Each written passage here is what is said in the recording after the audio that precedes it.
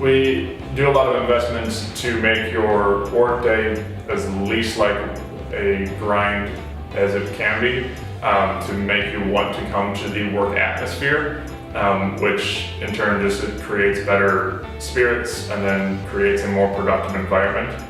As well as we try to give people places where they can see personal growth, whether it be taking additional classes, going to leadership seminars, outside education pieces which help you come back and bring more good or unknown information to the team, so we can start implementing that across the board too. I think it's really important to get feedback from employees when it comes to that, and I think we do a really good job of that. I mean, we've had, our company specifically, we had an opportunity when we reached all our quarterly goals last year, this year actually, where I think we were originally going to go on a cruise, and there were a couple families that had just had babies, me being one of them, and I think there was a discussion about, well, is that really, does everyone want to do that? Because that sounds awesome, like that to a CEO, that's a really good gift, and to any person that's a really good gift, and it is, but instead of just making that decision, Russell brought that up in front of everybody at our culture the first Friday, and we made a decision as a group, and it turned out really well in my opinion. I think that everybody kind of got to do something that they enjoyed one way or the other.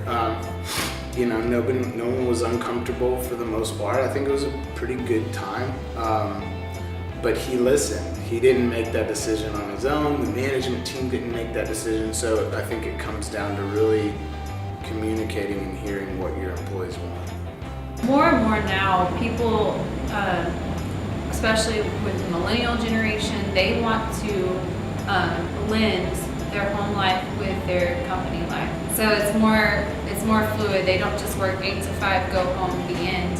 So to create that environment that they can feel comfortable blending, that we care about them personally with business, that's where you grab that. So we provide healthy meals to make sure that our employees are fed and that they have something, access to healthy food, as well as a gym,